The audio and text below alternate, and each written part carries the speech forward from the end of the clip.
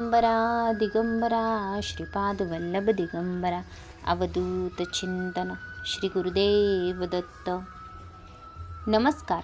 तुम्हा सर्वांचे श्री स्वामी भक्ती या चॅनलमध्ये स्वागत. सर्वांना श्री स्वामी समर्थ. 20 डिसेंबर ते 27 डिसेंबर हे आपल्या दत्त महाराजांसाठी आपण श्री गुरुचरित्र वाचन करणार आहोत. तर श्री गुरुचरित्र वाचन करत असताना आपल्याला हे पारायण कशा पद्धतीने साप्ताहिक पारायण करायचं आहे, पारायण कोणी करायचं, कधी करायचं, कुठे करायचं आणि पारायणासाठी काही नियम आहेत आणि पारायणाचे नियमांची जी काही आपल्या मनामध्ये भीती आहे ही देखील या व्हिडिओच्या माध्यमातून मी दूर करणार आहे. आपण जर माझ्या चॅनलवर नवीन असाल, व्हिडिओ पहिल्यांदाच पाहत असाल तर नक्की माझ्या चॅनलला पहिल्यांदा सबस्क्राईब करा आणि जवळील बेल आयकॉन नक्की प्रेस करा, म्हणजे आपल्या चॅनलवर जेव्हा नवीन व्हिडिओ अपलोड होतील तेव्हा त्याचे नोटिफिकेशन तुमच्यापर्यंत येत राहील. व्हिडिओ स्किप न करता अगदी शेवटपर्यंत नक्की पहा. गुरुचरित्र हा ग्रंथ 5वा वेद मानला आहे. गुरुचरित्राच्या पारायणाने बऱ्याच लोकांच्या अशक्य अशा गोष्टी या शक्य झालेल्या आहेत. दत्त महाराजांची जी आपली दत्त महाराजांचा सोहळा आहे, जयंती आहे, या दत्त जयंतीपर्यंत आपण साप्ताहिक पद्धतीने पारायण करतो. 20 डिसेंबरपासून 27 डिसेंबरपर्यंत हे पारायण आपण करणार आहोत. 26 डिसेंबरला श्री गुरुचरित्र पारायण पूर्ण होतं, पण 27 डिसेंबरला त्याची सांगता केली जाते. आता पारायण हे कसे करायचे, तर तुम्ही हे पारायण सामुदायिक पद्धतीने देखील करू शकता. म्हणजेच काय, तर मंदिरामध्ये पारायण करू शकता, मठामध्ये करू शकता, केंद्रामध्ये करू शकता. या ठिकाणी अवश्य श्री गुरुचरित्र पारायण हे होत असतं सामुदायिक पद्धतीने. आणि सामुदायिक पद्धतीने पारायण करायला जर शक्य असेल तर अवश्य सामुदायिक पद्धतीला प्रथम प्राधान्य द्या. कारण घरामध्ये जर आपल्याला 10 पटीने पुण्य भेटत असेल या पारायणाने, तर सामुदायिक पद्धतीने 1000 पटीने आपल्याला पुण्य आपल्या पदरामध्ये पडतं. अशा पद्धतीने हे पारायण आहे. आता या पारायण करत असताना आपल्याला आदल्या दिवशी 4 कुत्र्यांना आणि 1 गाईला चपाती खाऊ घालायची आहे.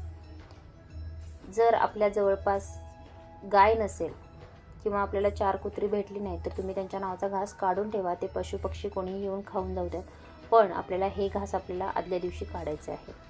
ही सर्वप्रथम काळजी घ्या. केंद्रामध्ये मठामध्ये तुम्ही आधीच चौकशी करा आणि त्या पद्धतीने त्या ठिकाणी जो दिंडोरी प्रणीत असेल तर दिंडोरी प्रणीत ग्रंथ आपल्या घरामध्ये आणून ठेवा आत्ताच. म्हणजे त्या दिवशी सामुदायिक पद्धतीने एकत्र वाचन केलं जातं, तेव्हा आपल्याला अडचण येणार नाही. हे पारायण लहान मुलांपासून, ज्यांना वाचण्यास जमतं त्या मुलांपासून ते अगदी वयोवृद्ध लोकांपर्यंत हे सर्व लोक पारायण करू शकतात. आता सर्वप्रथम महिला पारायण करू शकतात का, तर हो, महिला देखील हे पारायण करू शकतात. आता बऱ्याच ठिकाणी सामुदायिक पद्धतीने हे गुरुचरित्र पारायण केले जातं. त्यापैकी 100% मधले जवळपास 95% महिला सहभागी असतात. तर महिला अवश्य, ज्या महिलांच्या मनामध्ये भीती आहे ती महिलांनी भीती काढून टाका आणि पारायण अवश्य करा. आता पारायण करत असताना काही नियम आहेत. नियम सांगते तुम्हाला. नियम सर्वप्रथम आपल्याला कांदा लसूण वर्ज्य आहे, मांसाहार वर्ज्य आहे, परान्न वर्ज्य आहे आणि 7 दिवस ब्रह्मचर्याचे पालन आपल्याकडून कडकडीत झालं पाहिजे. ह्या जे काही 4 नियम आहेत याचे आपल्याला कडकडून आपले पालन करायचं आहे. आता एकच धान्य खायचं. म्हणजे काय, तर भाकरी, गहू किंवा बाजरी यापैकी, म्हणजे ज्वारी, गहू किंवा बाजरी यापैकी एक धान्य आपल्याला 7 दिवस खायचं आहे. डाळी खायच्या नाहीत, कडधान्य खायची नाहीत. भाज्यांमध्ये आपल्याला पालेभाज्या सर्व चालतील. कांदा वर्ज्य म्हणजे कांदापात वर्ज्य आहे. दूध चालेल, ताक, दही, चहा चालतील. बटाटा चालेल, रताळे, हिरवी मिरची, हळद अशा पद्धतीच्या गोष्टी आपल्याला जेवणामध्ये घ्यायच्या आहेत.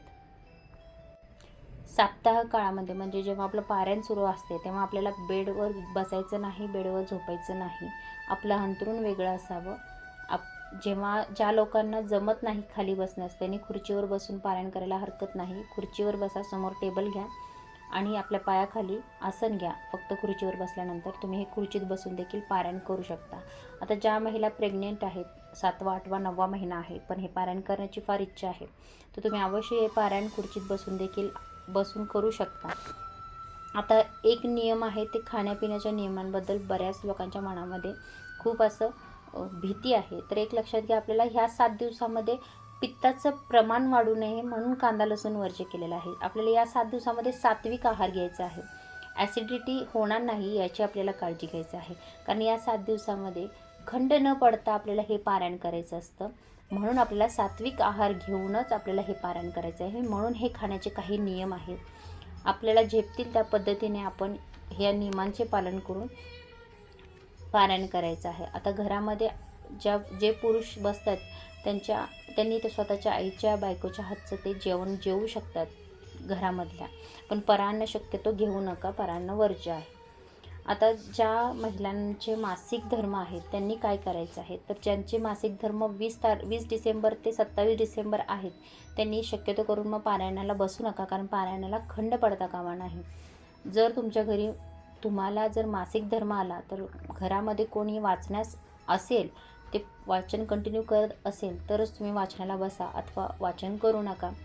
जर मासिक धर्मासाठी तुम्ही गोळ्या घेणार असाल तर ते देखील घेऊ नका असं मी सजेस्ट करेन. कारण आपली तब्येत देखील, आरोग्य देखील आपल्याला खूप महत्त्वाचे आहे. कारण आपल्या शरीरावर कोणतीही हानी आपल्यावर करून घेऊन आपल्याला हे पारायण करायचं नाही. तुम्ही नंतर कधीही करा, मग चालेल, तुमचे मासिक धर्म होऊन गेल्यानंतर न करा, पण उगाचच आपल्या शरीराची हानी करून गोळ्या वगैरे घेऊन, कारण या गोष्टींचा महिलांना नंतर खूप त्रास होतो. तर तुम्हाला त्या गोष्टी शक्यतो करू नका. जर घरामध्ये वाचण्यास कोणी अवेलेबल असेल तर नक्की मग तुम्ही ह्या पारायणाला बसा. पण कोणीच नसेल तर मासिक धर्म जर येत असेल तुमचा या दरम्यान तर तुम्ही ह्या पारायणाला बसू नका असं मी तर सांगेन. विटाळा सुतक असेल तर हे पारायण तुम्ही करू शकत नाही. आता पारायणाला बसताना बऱ्याच ठिकाणी असं होतं की मासिक धर्म येतो, त्याचबरोबर विटाळा येतो, सुतक येतं. तर लक्षात घ्या, अशा वेळेला आपलं हे पारायण दुसऱ्या कोणाला तरी आपण पूर्ण करायला सांगायचं आहे. ह्या पारायणाला आपल्याला खंड पाडायचा नाही. जेव्हा असे काही अडचण येईल तेव्हा आपल्याला जे काही आपल्या घरातील किंवा सुतक असेल तर घरातील व्यक्ती सोडून बाहेरच्या व्यक्तींना हे पारायण करायला सांगायचं आहे. जर तुम्ही घरात करत असाल आणि केंद्रामध्ये असेल तर केंद्रामध्ये तुम्ही तशी कल्पना द्या, त्या ठिकाणी दुसऱ्या व्यक्ती पारायणासाठी बसवले जातात. अशा पद्धतीने आपण हे गुरुचरित्र पारायण करू शकतो. शेवटी कसं असतं, दत्त महाराजांची इच्छा आणि स्वामी महाराजांची इच्छा असेल तरच आपण हे पारायण करू शकतो. पारायण करायच्या आधी आपल्या मनामध्ये भरपूर भीती असते, माझ्याकडून होईल का, कसं होईल, काय होईल. पण कसलीही भीती मनामध्ये ठेवू नका. आपण फक्त तिथं जाऊन बसायचं काम करा. स्वामी महाराज, दत्त महाराज आपली इच्छा जे काही आपल्याकडून करून घ्यायचं आहे ते नक्कीच करून घेतात. आणि जे भाग्यवान व्यक्ती आहेत ज्यांच्याकडून ते पारायण करून घ्यायचं आहे ते कसंही करून स्वामी महाराज तिथपर्यंत घेऊन जातात आणि ते पारायण त्यांच्याकडून पूर्ण करून घेतात. अशा पद्धतीने हे श्री गुरुचरित्राचे पारायण आहे. 27 डिसेंबरपर्यंत हे पारायण आपल्याला साप्ताहिक पद्धतीने करायचं आहे. आणि कितीही तुमचे अशक्य अशा गोष्टी असतील किंवा मनामध्ये कोणताही प्रश्न असेल तुमचा, तर त्याचा संकल्प करून तुम्ही हे जर या ग्रंथाचे पारायण केला तर 7 दिवसामध्ये तुम्हाला अनुभव आल्याशिवाय राहणार नाही. 7 दिवसामध्ये दत्त महाराज नक्कीच आपले हे प्रश्न सोडवत असतात आणि नक्कीच आपल्याला दर्शन देखील देत असतात. तर ज्यांना हे पारायण करण्याची इच्छा आहे आणि अजूनपर्यंत त्यांनी केलं नाही, त्यांनी अवश्य यावर्षी हे पारायण आपल्याला आपल्या घरामध्ये करा, सामुदायिक पद्धतीने करा. तुम्हाला जमेल त्या पद्धतीने आपण हे पारायण तुम्ही करू शकता. सर्वात महत्त्वाची एक गोष्ट सांगते की जी वयस्कर लोक आहेत, 60 वर्षाच्या पुढचे आहेत किंवा 55 वर्षाच्या पुढे आहेत, ज्यांना बीपीचा त्रास आहे, ज्यांना शुगरचा त्रास आहे आणि तुम्हाला जर पारायण करण्याची इच्छा असेल तर तुम्ही हे पारायण अवश्य करा. पण पारायण काळामध्ये फक्त सात्विक आहार घ्या. तुमच्या शरीराला हानी पोहोचून कोणतीच आपल्याला गोष्ट करायची नाही. खाली बसायला जमत नाही, खुर्चीत बसून देखील तुम्ही हे पारायण करू शकता. इतकी स्वामी महाराजांनी आपल्या सर्वांना सवलत दिलेली आहे, मुभा दिलेली आहे. तर याचं सोनं देखील आपण करणं गरजेचं आहे. तर ह्या देखील वयोगटातील लोकांनी पारायण करायला हरकत नाही. तुम्ही फक्त सात्विक भोजन घ्या, घरातीलच भोजन करा, घरातीलच जेवण जेवा आणि हे पारायण तुम्ही 7 दिवसामध्ये पूर्ण करा. आता बऱ्याच महिलांना वाटेल की 7 दिवसामध्ये होईल का, माझं लहान बाळ आहे, कसं करू, काय करू. काहीही मनामध्ये आणू नका. स्वामी महाराज त्या गोष्टी पूर्ण करून घेतात. जर तुम्ही घरामध्ये करणार असाल, तुम्हाला लहानच बाळ असेल, तुमचं 5-6 महिन्याचं मूल आहे, तुम्हाला उठलं तरी चालेल. तुम्हाला कोणती त्या ठिकाणी शिक्षा मिळणार नाही. बघा, आपला फक्त भाव महत्त्वाचा आहे, श्रद्धा आणि विश्वास या 3 गोष्टी महत्त्वाच्या आहेत. तुम्ही किती श्रद्धेने, किती भावपूर्ण या गोष्टी करतात हे स्वामी महाराज पाहत असतात. आणि या गोष्टीची इच्छित अशी जी काही फलप्राप्ती आहे ही देखील आपल्याला मिळत असते. त्यामुळे मनामध्ये कोणतीही शंका आणू नका. छान असे हे 7 दिवस पारायण होतं. जेव्हा 7 दिवसाचं पारायण पूर्ण होतं ना, तेव्हा 8व्या दिवशी देखील आपल्याला त्या पारायणाची ओढ लागलेली असते. इतकी ह्या पारायणाची आपल्याला सवय होऊन जाते. इतके सुंदर असे दिवस ह्या पारायण काळामध्ये जातात. सर्वांनी याची अनुभूती घ्या, कारण दत्त महाराज आणि स्वामी महाराज या 7 दिवसामध्ये नक्कीच आपल्या घरामध्ये सूक्ष्म स्वरूपामध्ये वास करतात. आपल्या घरामध्ये ते येतात. अशा पद्धतीने हे पारायण आपल्याला अवश्य पूर्ण करायचं आहे. स्वामी महाराज तुमच्या सर्वांच्या सर्व चांगल्या इच्छा पूर्ण करोत ही स्वामींचरणी प्रार्थना. व्हिडिओ आवडला असल्यास नक्कीच व्हिडिओला लाईक करा, चॅनेलला सबस्क्राईब करा, शेअर करा आणि कमेंट नक्की करा. श्री स्वामी समर्थ.